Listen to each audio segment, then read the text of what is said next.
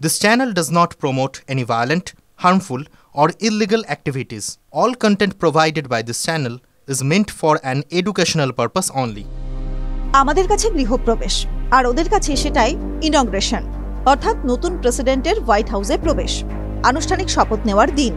দিনটা হলো 20শে জানুয়ারি 2025। ওই দিনকেই সেই ঐতিহাসিক দৃশ্যটা ক্যামেরাবন্দি হবে। ট্রাম্প হোয়াইট হাউসে ঢোকার আগে শপথ নিচ্ছেন, বক্তব্য রাখছেন, আর দর্শকদের মধ্যে বসে রয়েছেন শি জিনপিং, চীনের প্রেসিডেন্ট। অল্প অল্প হাততালিও দিচ্ছেন। এও সম্ভব? ট্রাম্প কিন্তু চাইছেন সেটাই সম্ভব করতে, এমন একটা দৃশ্য তৈরি করতে। ওই অনুষ্ঠানে হাজির থাকতে প্রথম নিমন্ত্রণটা করে বসলেন শি জিনপিংকে, তাও আবার প্রথা মেনে আমেরিকায় চীনা দূতাবাসের মাধ্যমে নয়, শি জিনপিং এর দপ্তরে সরাসরি চিঠি পাঠিয়ে দিলেন মার্কিন প্রেসিডেন্ট ইন ওয়েটিং। ট্রাম্পের হবু প্রেস সচিব ক্যারোলিনা লেভিট জানিয়েছেন, হ্যাঁ, প্রেসিডেন্ট জিনপিংকে আমন্ত্রণ জানানো হয়েছে। ট্রাম্প আন্তরিকভাবে চাইছেন উনি আমেরিকায় আসুন। তবে নিমন্ত্রণ পেয়ে শি জিনপিং এর ঠিক কি অবস্থা হয়েছিল? বমকে গিয়েছিলেন? তা না হলে তিনি জরুরি ভিত্তিতে উপদেষ্টাদের ডেকে তাঁদের মতামত নিতেন না। হ্যাঁ, জিনপিং মতামত নিয়েছেন, আর উপদেষ্টারা সাফ বলে দিয়েছেন এটা নিছক একটা ফাঁদ, জেনে বুঝে তাতে পা দিলে ভুগতে হবে। কেন? তারা যুক্তি দিয়েছেন দুদেশের সম্পর্ক কোন খাতে বইবে সেটা প্রবল অনিশ্চিত। ওখানে তাইওয়ান সহ অন্য দেশের প্রতিনিধিরাও থাকবেন।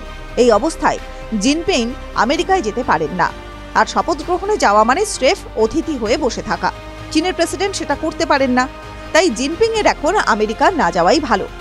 চীনে নিউ ইয়র্ক টাইমসের প্রতিনিধি কিথ ব্র্যাডশোরের দাবি, ট্রাম্পের গৃহপ্রবেশে যেতে জিনপিং এর আপত্তি ছিল না, কিন্তু উপদেষ্টারা একযোগে বারণ করার পর আর তিনি উন্মুখ হচ্ছেন না, অন্তত এখন তো নয়।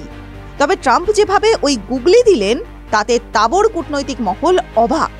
তারা বলছেন ট্রাম্পের উপদেষ্টারা যদি এই পরামর্শ দিয়ে থাকেন তাহলে ট্রাম্পের এখনই তাদের তাড়িয়ে দেওয়া উচিত। আর যদি নিজের বুদ্ধিতে ট্রাম্প এই কাজ করেন তাহলে আরও বুঝে সুঝে কাজ করা দরকার। সেকেন্ড ইনিংসে বুঝে সুঝে করার বদলে ট্রাম্প যেন আরও আগ্রাসী। একের পর এক বিস্ফোরক পরিকল্পনার কথা জানাচ্ছেন তিনি।